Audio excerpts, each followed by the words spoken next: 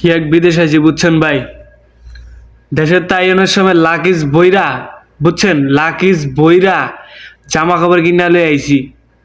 আর এই জামা কাপড় মানে ডিউটি থাকা অবস্থায় ডিউটির পোশাক গাদ দেওয়ার লাগে, আইসা লুঙ্গি মুঙ্গি গেঞ্জি গাদ দিয়া হুইয়া থাকার লাগে, মানে এইভাবে জীবন চলতে আসছে।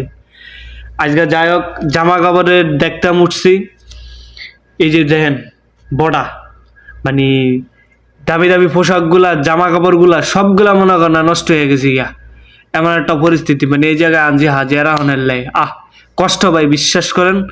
শখের পোশাকগুলো পর্যন্ত কাট দিতে পারি না, মানে ডিউটি ঘুম এইভাবে চলতে আছে ভাই, বুঝছেন। মানে কষ্টকারক এক যা প্রবাসী, সেই শুধু কাল বলতে পারবো, বুঝছেন। এছাড়া কেউ বলতে পারবো না দাদাকে কষ্ট।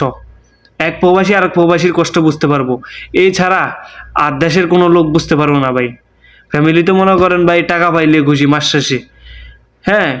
আর ফ্যামিলির লেগেই তো আমরা প্রবাসীরা বিশেষ করে বিদেশ আসছি, কষ্ট করতেছি, হ্যাঁ। তার জন্যই তো আমরা এই যে বিদেশ আসলাম। তবে নিজেকেও একটা এই শখ আহ্লাদ থাকে ভাই, সবারই শখ আহ্লাদ থাকে, সবারই একটা স্বপ্ন, শখ আহ্লাদ সব কিছুই থাকে, যেটা আমরা পরিবারের পিছনে ব্যয় করার জন্য বা পরিবারকে ভালো রাখার জন্য নিজেকে ওই খেয়ালটাই রাখা যায় না।